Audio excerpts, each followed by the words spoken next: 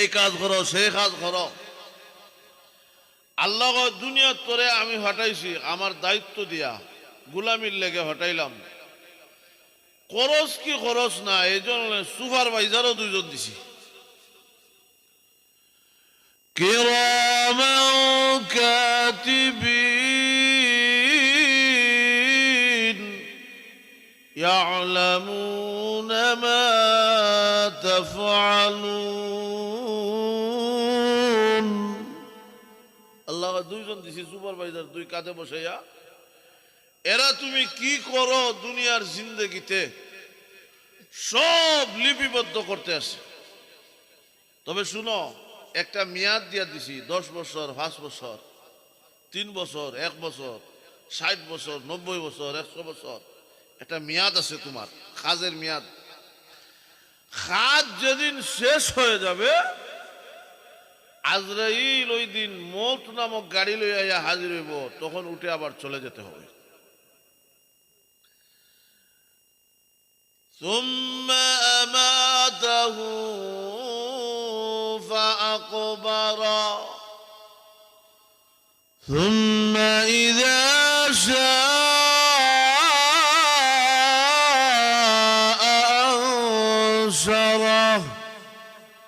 আবার বিদায়। তাহলে বোঝা গেল দুনিয়া তাকার জায়গা না। দুনিয়াতে আমি তাকার জন্যই আসি নাই। সামান্য কিছু দিন আল্লাহ আপনি আমাকে দুনিয়াতে পাঠিয়েছেন তার গোলামির জন্য, হুকুম মানার জন্য। আর কোন মানুষকে যদি কাজে রাখা হয়, তো দেখবেন হে কাম করে, কিন্তু তার যা জরুরত সব মালিক পুরা করে। এটা নিয়ম, ঠিক না? বুড়ো উনি ঠান্ডার মাঝে কাজ করে, খাবার দে, চা দে, হান দে, বিস্কুট দে। এরপরে হ্যাঁ হ্যাঁ চাচা বলে কি বলে 20 টাকা লাগবে বলে, এখানে বলে ফাতার বিড়ি না হইলে তো ঠান্ডা লাগে। মালিকে কয় যা ফাতার বিড়ি এখন দিব, তো কাজ কর। এরকমই তো নিয়ম। আল্লাহ রাব্বুল আলামিন বলে, বান্দা তোকে আমার গোলামির জন্য দুনিয়ার জিন্দেগিতে পাঠিয়েছি। দুনিয়ার জিন্দেগিতে তুই আমার গোলামি করবে, আমার হুকুম মতো জীবন চালাবে। আমি আল্লাহ রাব্বুল আলামিন তোর যা কিছুর দরকার, ঘর থেকে লইয়া রাষ্ট্র পর্যন্ত, সামাজিক জীবনে হোক, ব্যক্তিগত জীবনে হোক, পারিবারিক জীবনে হোক, যত কিছুর দরকার সব আমি আল্লাহ তোদেরকে দান করব। কারণ আমি আল্লাহ রাব্বুল আলামিন তোদেরকে গোলাম বানায়া দুনিয়াতে দিয়েছি। অনর্থক ও কারণে নিষ্প্রয়োজনে আপনি আমাকে আল্লাহ দুনিয়াতে পাঠায় নাই। এজন্য আসুন, এই দুনিয়া পেয়ে তুমি অহংকারী হয়ে যাইও না। অহংকারের জায়গা দুনিয়াতে নাই। ও মানুষ, 3.5 হাত বডিটা তোমার মাটি থেকে আমি আল্লাহ বানাইলাম। মাটি থেকে বানাইয়া পেটের ভিতরে লাফাক গাঁটটি দিয়া, ফসরাব পায়খানার গাঁটটি লইয়া গুরু বান্দারে আমি আল্লাহ রাব্বুল আলামিন দুর্বল করে লাফাক বস্তু থেকে তোদেরকে বানাইলাম। এত নাফাক, এত নাফাক দিয়া তোদেরকে বানাইছি। তোর শরীর থেকে প্রস্রাব বের হলে অজু লাগে না, গোসল লাগে না, অজু করলেই হয়ে যায়। পায়খানা বের হলে অজু লাগে, অজু যায়, গোসল লাগে না। কিন্তু যেই জিনিস দ্বারা তোকে বানাইলাম, ওই জিনিস, ওই বস্তু মুখে নাম লিতে পর্যন্ত লজ্জা লাগে। শরীর থেকে যদি বের হয়, সারা শরীর না পাক হয়, গোসল না করা পর্যন্ত পাক হয় না। এতে বোঝা যায় হিসাব পাখাটা থেকে আরে না পাক। এত দুর্গন্ধ একটা বস্তু থেকে আমি আল্লাহ বানাইলাম। আমি আল্লাহ রাব্বুল আলামিন দুনিয়াতে বানাইয়া, মাটি থেকে বানাইয়া তোকে দুনিয়াতে ছেড়ে দিলাম। কিছুদিন পরে আবার নিয়ে আসব। এত দুনিয়াতে এসে তোমার মন মতো চলতে পারো না, একথা বলতে পারো না, দুনিয়াটা মস্ত বড়, খাও দাও ফুর্তি করো, এটা বলার সুযোগ নাই। কারণ আমি আল্লাহ তোদেরকে স্বাধীন বানাইয়া দুনিয়াতে ছাড়ি নাই। তুই স্বাধীন না।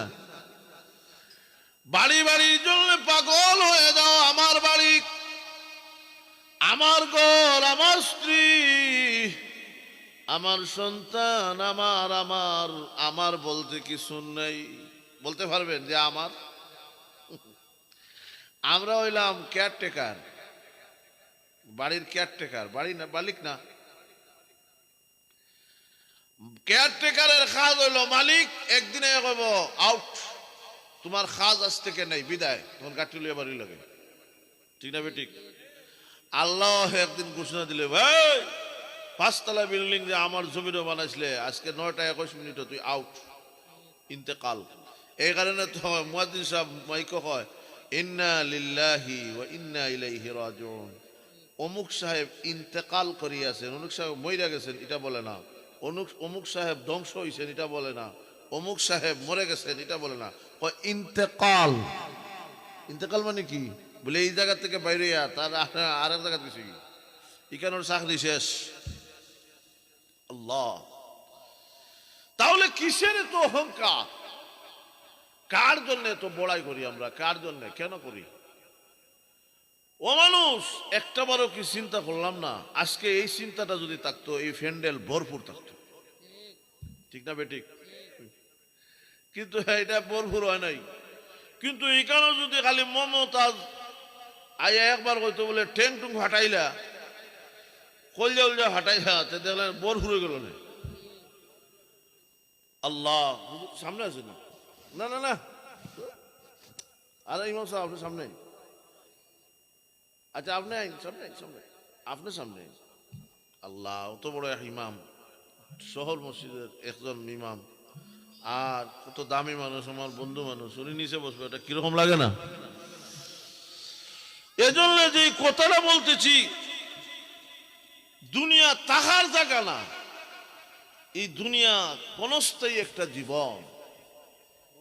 ও ভাই, এক রাস্তা দিয়ে দুনিয়াতে আসছি, আরেক রাস্তা দিয়ে বের হয়ে যাব, এটাই নিয়ম। তাহলে কার জন্য তুমি এমন পাগল হইলা? কার জন্য? কার জন্য নামাজ পড়লা না? কার জন্য রোজা রাখলা না? কার জন্য ইবাদত করলা না? কার জন্য সুদ খাও? কার জন্য ঘুষ খাও? ও সুদ কুরবাই, কার জন্য সুদ খাইয়া টেকার বান্ডিল বানাইলা, ঘর বানাইলা, বুসা করলা? কার জন্য? আজরাইলে যখন ধরবে, জাফটা দিবে, কেউ আপনার সাথী হবে না, ভাইও হবে না, বোন হবে না, স্ত্রী হবে না, সন্তান হবে না, মা হবে না, বাবা হবে না, কেউ না। আজরাইলে ধরবো যে, জাফটা দিবই যে, এটা নিশ্চিত। আজরাইলের হাত থেকে আজ পর্যন্ত কেউ রেহাই পায় নাই। আর দুনিয়া এত নিষ্ঠুর একটা জায়গা, এখানে ওলি গৌস কুতুব ফির নবী রসুল যেই থাকেন না কেন, কেউরে তার উপরে সারা জীবন রাখে না, একসময় একসময় পেটও ঢুকাইয়া দেয়। দুনিয়ার মতো নিষ্ঠুর, পাওয়ারফুল নিষ্ঠুর, কত পাওয়ারফুল, কত ক্ষমতাবান, পেটের ভিতরে ঢুকাইয়া দেখাইয়া দিছে আমার উপরে তুমি বেশি দিন থাকতে পারবে। তাহলে কেন, কিসের জন্য আমি এত গাফিল হইলাম? কিসের জন্য? আল্লাহ নিজে হয়, ইয়া আইয়ুহান্নাস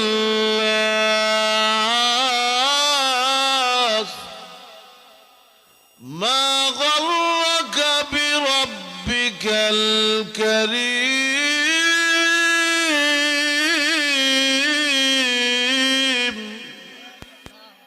আল্লাহ, ও মানুষ, তোরে কোনটা গাফিল বানাইলো? মা গাররাকা বিরাব্বিকাল কারীম, রব্বে কারীম থেকে তোরে এত দূরে দিলে, কোন জিনিসটা তোকে এমন করলো? তুই এমন নিমক হারাম হইলা। বাইরে আমার জন্য আসুন, এই দুনিয়া থাকার জায়গা না। দুনিয়ার জিন্দগিতে কেউ কোনোদিন থাকে নাই, আপনিও থাকবেন না, আমিও থাকবো না। ये दुनिया फिक्र पाना कुछ नहीं जाएंगे साथ, ये दुनिया फिक्र फालक कुछ नहीं जाएंगे साथ टूट जाएंगे बाबू आला फिर जाएंगे खाली हाथ टूट जाएंगे बाबू आला फिर जाएंगे खाली हाथ दुनिया কাউকে কোনোদিন রেহাই দেয় নাই আল্লাহু আকবার মার পেটের ভিতরে আপনাকে আমাকে এই সুন্দর বডির ভিতরে আল্লাহ আপনাকে আমাকে ঢুকাইয়া এই হুইল চেয়ার নামক বডি নামক হুইল চেয়ারে বসাইয়া দিয়েছেন মার পেটের ভিতরে আপনাকে আমাকে এই বডি নামক হুইল চেয়ারে বসাইয়া দিয়েছেন দুনিয়াতে বের করে ছেড়ে দিয়েছেন চলো আমার গোলামি করো আমার নবীর তরিকা মুআফিক চলতে থাকো কিন্তু আমরা এমন ভাবে চললাম খবর নাই আসল কথাটা আমরা ভুলে গেলাম মালিকের গোলামি থেকে দূরে সরে গেলাম আল্লাহু আকবার কিন্তু যেদিন কাউকে পানির উপরে কাউকে গাছের নিচে কাউকে গাড়ির নিচে কাউকে আগুনে কাউকে বিছানায় যেদিন যেখানে আল্লাহ নামায়া দিব ওই দিন শেষ হয়ে যাবে আর জীবনে কোনোদিন ফিরে আসার সুযোগ হবে না ওরে যুবক যৌবনের তাড়নায় গুনার খাস ছাড়া চলতেই পারো না নামাজ পড়ে না ও যুবক যৌবনের তাড়নায় হাঁটুর উপরে ফ্যান ফোন দিয়া রাস্তা দাটে হায় হায় হায় একজন যুবক বালিক হওয়ার পরে তার সতর হইল হাঁটুর নিচ থেকে নিয়ে নাবির উপর পর্যন্ত ডাকিয়ে রাখা ফরজ যদি কোনো কারণে উদাম করে ফেলে কবিরা গুনাহ হবে হুজুর দুই সাইডে আমার দুই হুজুর আছেন কিন্তু আমাদের যুবকরা মাথা লইছে চতুর্দিকে চুল কাটিয়া মাঝখানো রাখে এটা আবার লালও করে করে না আমরা ছোটবেলা মাইরে কইতাম মুরুগ ভালো হইতো মুরুগ তো একটা হইলো মুরগি আর একটা হইলো মুরগা ঠিক না তো মুরগা যখন যেটা এটা মাইরে কইতাম এটা জবাই করল বলে না না এটা বড় হোক লাল বড় হইলে খাইব তো জিজ্ঞাসা করতাম ও মা বড় হইলে এটা বুঝবো কেমনে ফাঁক বোঝে হে যৌবন কালো যে হোস এটা বুঝবো কেমনে এটা তো মুরুগ তো মা কইতো সুট যখন লাল হইব তখন বুঝবা হে পুরা গুন্ডা হইছে আমরা সমাজের যুবকেরাও দেখবেন সাইডে সাইড খামাইয়া মাঝখান লাল করে লেছে বুঝা যায় ধরা হয়েছে হায় হায় যৌবনের তাড়নায় কিন্তু ও যুবক তোমার মতো কত যুবক হাফেজ সিরাজি রহমতুল্লাহ আলাইহি তোমার মতো এক যুবক ছিল প্রেমিকার টানে প্রেমিকা ভালোবাসায় রওনা দিছে গভীর রাইতে প্রেমিকার লগে দেখা করবো তো রওনা যখন দিছে যখন রাস্তার কিনারা গেছে গিয়া দেখে নদী নদীর মধ্যে পানির স্রোত পার হইব কেমনে নৌকা নাই মাঝি নাই কিছুই নেই আর কনকনে ঠান্ডা এখন কেমনে পার হইব এমনি দেখে একটা লাশ বাসি বাসি দেয় একটা লাশ জমিনের উপর পানির উপর দিয়ে বাসতেছে ওই আল্লাহ যা করে ফেমের মরা জলে ডুবে না লাফ মারে লাশে উঠে গেছে লাশে উঠিয়া লাশকে বাহন বানাইয়া জমিন ফার হইছে নদী ভার হয়েছে যেই মাত্র ভার হয়েছে আল্লাহ লাশের জবান খুলে দিছেন আল্লাহ চাইলে লাশ দেয়া কথা বলাবার ক্ষমতা আসেনি না নাই লাশ হয় বসনু হাফেজ বতু গুয়ম কেগুল তাজা নমিমানন বসনু হাফেজ বতু গুয়ম কেগুল তাজা নমিমানন अगर मानंद सबे दीगर नमी मानन गुल अद गुलशन जुदा गश्ता तरु ताजा नमी मानन अगर मानंद सबे दीगर नमी मानन हमेशा इज्जत मेहमा बैत खाना नमी मानन अगर मानंद सबे दीगर नमी मानन लाश डाक दे बोलो हाफेज सिराजी आमियो तुम्हार मतो जुबक छिलाम रे हाफेज सिराजी आमी तुम्हार मतो जुबक आमारो যৌবন কাল ছিল রে কিন্তু রুহু বের হওয়ার কারণে আমি লাশ হয়ে গেছি, আর তুমি হয়ে রয়েছো যুবক। ও হাফেজ সিরাজি, তুমি যৌবনের তাড়নায় প্রেমিকার সাথে দৌড়াইতেছো। তোমাকে আল্লাহ ডাকেন, আল্লাহর দিকে তোমার দৌড়ানোর কি সময় হয় নাই? তুমি এখন প্রেমিকার দিকে দৌড়াও। একটা বার চিন্তা করো যে যৌবনের তাড়নায় রক্তের গরমে দৌড়তেছো, এই যৌবন তোমার কাছে চিরস্থায়ী আসে নাই, চিরস্থায়ী আসে নাই। গুল আজ গুলশান জুদা গাস্তা, বাগানের ফুল বাগান থেকে যখন আলাদা হয়ে যায় তখন কিন্তু আর কেউ ভালোবাসে না, কেউ মহব্বত করে না, জমিনের মধ্যে পড়ে যায়, মানুষের পায়ের নিচে পড়ে যায়। ঠিক তেমনি ভাবে তোমার মাটির কাছে যৌবন নামক ফুল ফুটেছে, চিরস্থায়ী থাকবে না, একদিন আলাদা হয়ে যাবে, আলাদা হয়ে যাবে। ওই দিন দেখবে তোমার আর কোনো সমৃদ্ধ দাম নাই। গড়ে কথা বললে ছেলেও কয় তুমি বুঝতাই না, কয় না, চিল্লাও কেন তুমি বুঝতে না, মচ্ছিল চিল্লা চিল্লা কইল না। বউকে যদি বলেন স্ত্রী হ্যাঁ একটু একটা গরম চা দাও না, চিনি কোন দিন আনছিলেন মনে আসেনি, খালি যে ভালঙ্গ বছর চিনি খাও, চা খাও, চার ভাতার চিনি খাই নাই, খবর নাই, বুড়ো হইস না, শয়তানের গুঁড়ো হইলে কে কে করে না।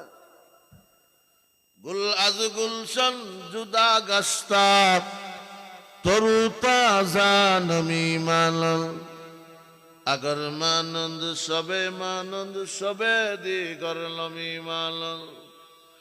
ও যুবক, যৌবনের তাড়নায় নামাজে মসজিদে আসো না, যৌবনের তাড়নায় গুনার কাজে লিপ্ত হয়ে যাও, যৌবনের তাড়নায় অন্যায় অবিচারে লিপ্ত হয়ে যাও। যুবকরে একটা বড় চিন্তা করলে না, এই যৌবন কাল তোমার কাছে চিরস্থায়ী থাকবে না, চিরস্থায়ী তোমার কাছে থাকবে না। তোমাকে এখন যৌবন আছে, যৌবন কাল তোমার কাছে আছে। লাকাদ খালাকুনাল ইনসানা ফি আহসানি তাকওয়িম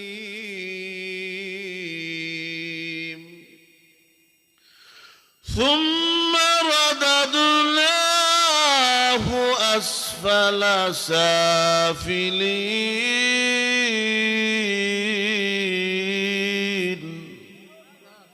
আবার নিচের থেকে নিচে হয়ে যাবে। এই যৌবন তো তোমার কাছে থাকবে না। ছোটবেলায় হাত আসিল, ধরার ক্ষমতা ছিল না, ঠিক না বেঠিক? যেদিন তুমি আবার যখন 90 বছরের বুড়া হবে, হাত থাকবে, ধরার ক্ষমতা থাকবে না, পা থাকবে, হাঁটার ক্ষমতা থাকবে না। আল্লাহু আকবার। ও যুবক, পা থাকবে কিন্তু তোমার পা হাঁটার ক্ষমতা থাকবে না। মানুষ তো নিচে যায়, আল্লাহ বলেন সুম্মা রাদাদনাহু আই ইরদাদান, আবার ফিরে আসবে আসফালা সাফিলিন,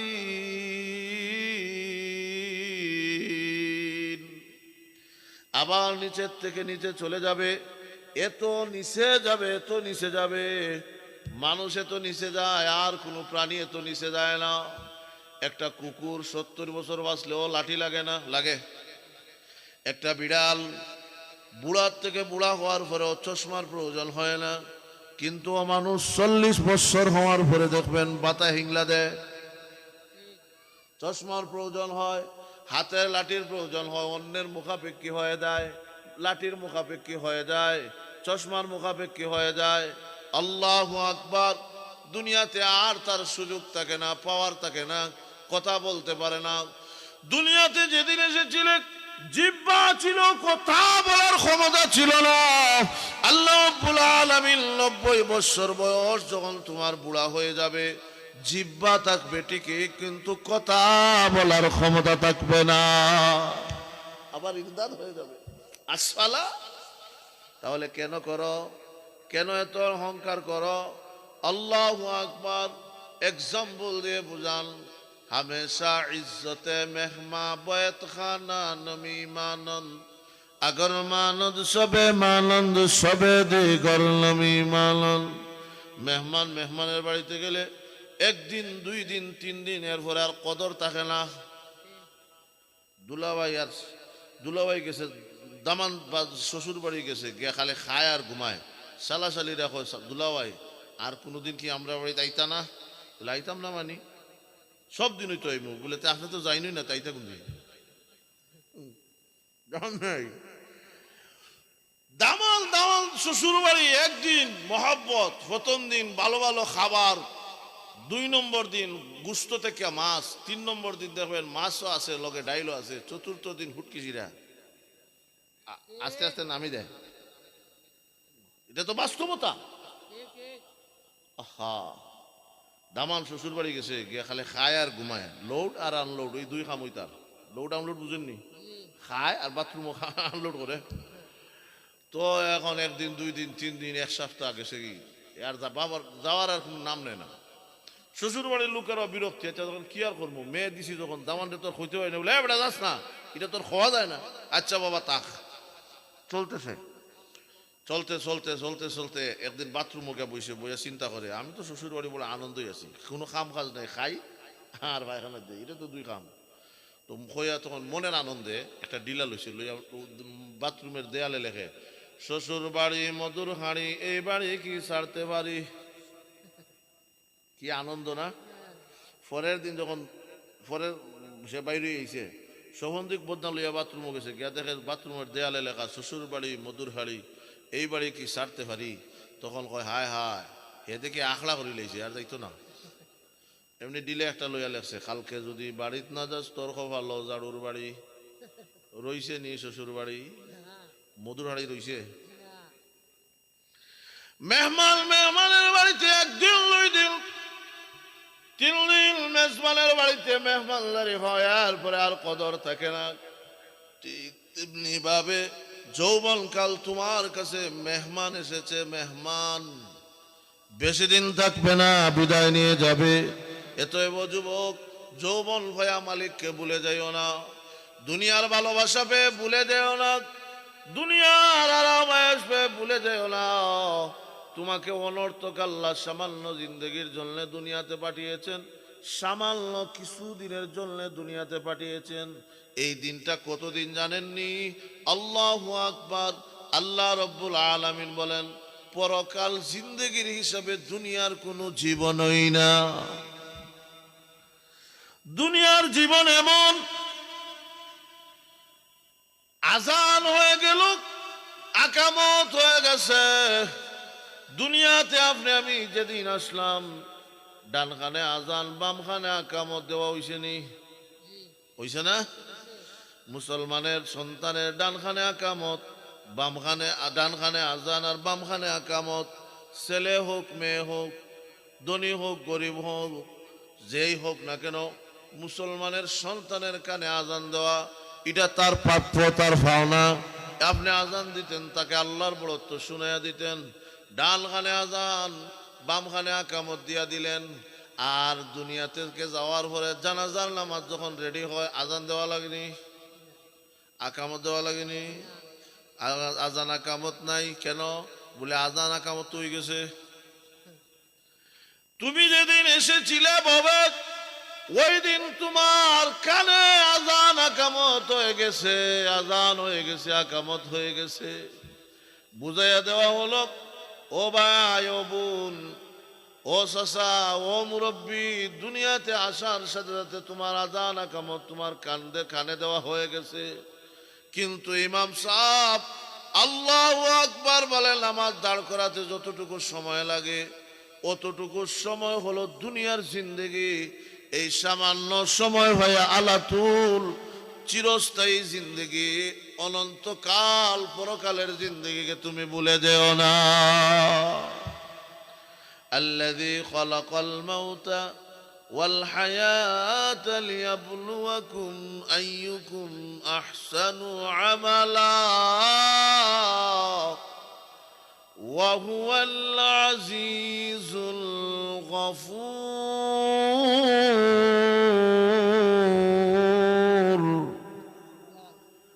দুনিয়া আল্লাহ, আমি আল্লাহ রব্বুল আলামিন তোমার হায়াত মরণ আর জীবন উভয়টাকে বানাইয়া দিয়েছি।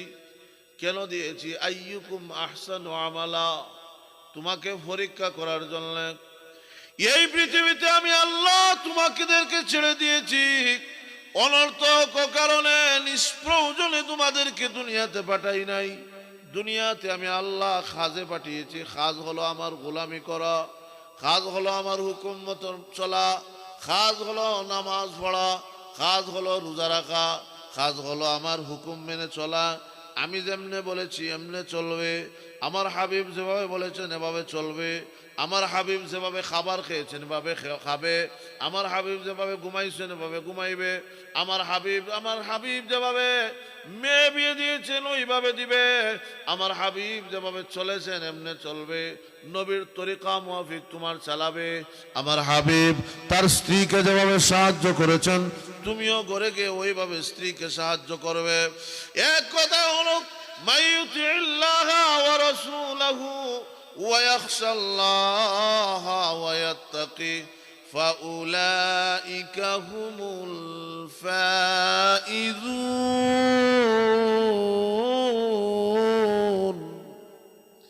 আল্লাহ রাব্বুল আলামিন বলেন, আল্লাহর হুকুম আর আমার নবীর তরিকা মুআফিক যেভাবে মানুষ যদি চলে, আল্লাহ রাব্বুল আলামিন দুনিয়া আখিরাতের সফলতা তাকে দান করে। সুবহানাল্লাহ কইতা নানি?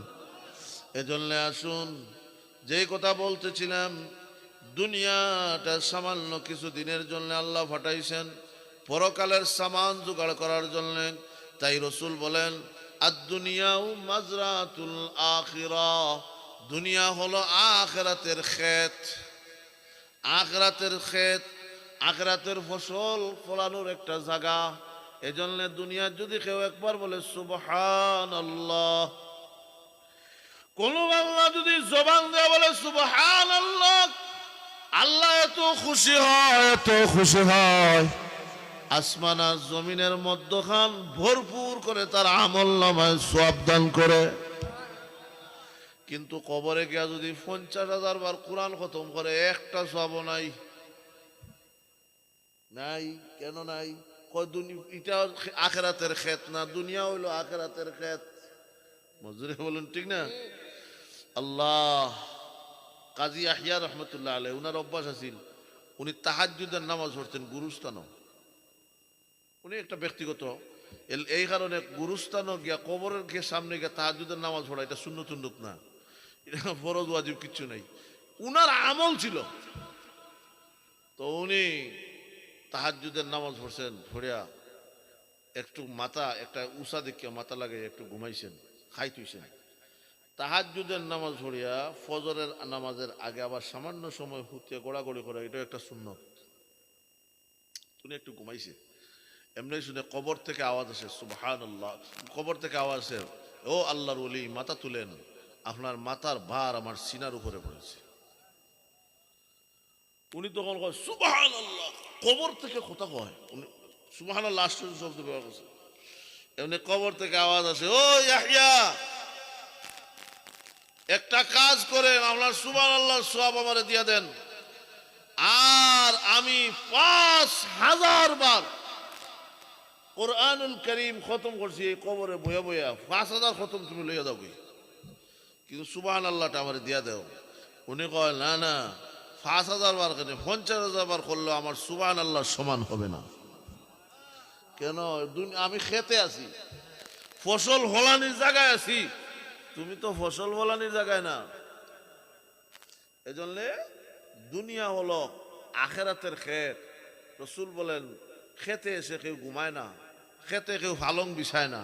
এই জন্য তো নামাজে দাঁড়াইয়া যে আমরা কই আলহামদুলিল্লাহি রাব্বিল আলামিন।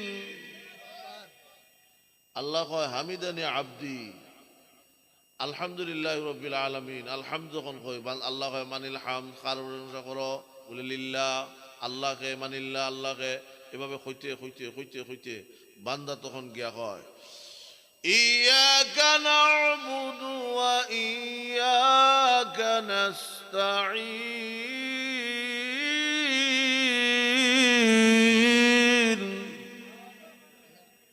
বান্দা, আল্লাহ ইয়াকা না'বুদু, আল্লাহ আমি তোমার ইবাদত করতেছি এবং করতে থাকব। ওয়া ইয়াকা নাস্তাঈন, তোমার কাছে সাহায্য চাইতেছি এবং চাইতে থাকবই। তুমি ছাড়া আমার আর সাহায্য করার জায়গাও নাই, আর ইবাদত করার জায়গাও আমার নাই, তুমি আমার সব। তখন আল্লাহ কয় লাকা মা সাআলতা ইয়া আবদি, ও বান্দা তুই কি চাস ক।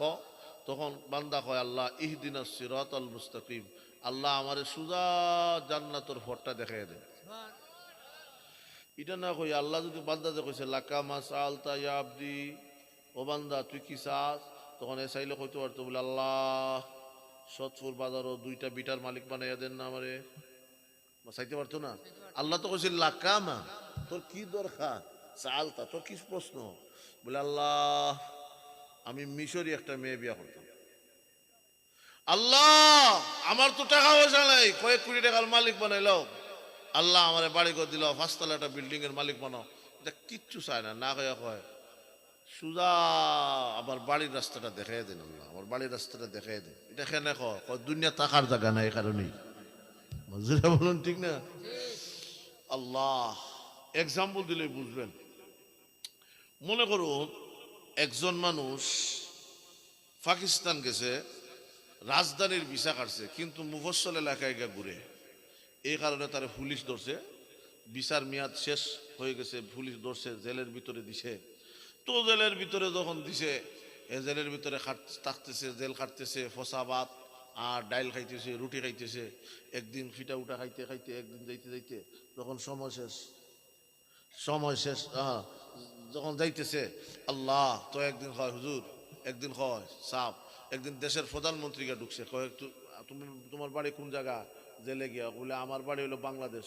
বলে বাংলাদেশে আমার জেল নেই, বলে আমার দোষ কিচ্ছু না, দোষ হইল আমি আপনার মুফস্সল এলাকায় ঘোরাঘুরি করছি, ভিসার মেয়াদ ছিল না, আমার এক্সপায়ার ভিসা ছিল, এই কারণে আমার জেল হইছে। তখন বাদশা কয় আচ্ছা ঠিক আছে, তোমার তো এই অপরাধে থাকার কথা না, আচ্ছা যাই হোক, আমার সাথে যখন তোমার পরিচয় হয়েছে, এত এক কাজ করো, তুমি কি চাও কি, এখন তুমি চাওটা কি। হে তখন জেলখানার ভিতরে কইতে পারতো যে সাহ পাকিস্তানি একটা সুন্দরী মেয়ে আমার বিয়ে করিয়ে দিলেন, কইতে পারতো না, আমার কিছু টাকা পয়সা দেন, সেইটা না কয়ে কয় সুজা বাংলাদেশের রাস্তাটা দেখাইয়া দেন।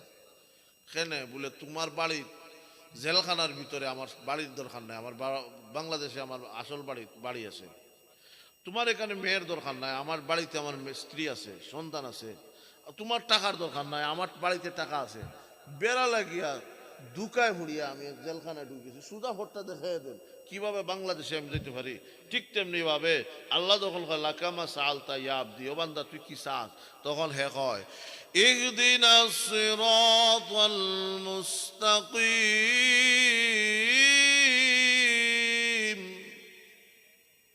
আবার ব্যাখ্যাও করে সিরাতাল্লাযীনা আন'আমতা আলাইহিম, অন্য জায়গায় আল্লাহ কয় মিনান নাবিয়্যিনা ওয়াস-সিদ্দীকিনা ওয়াস-শুহাদা'i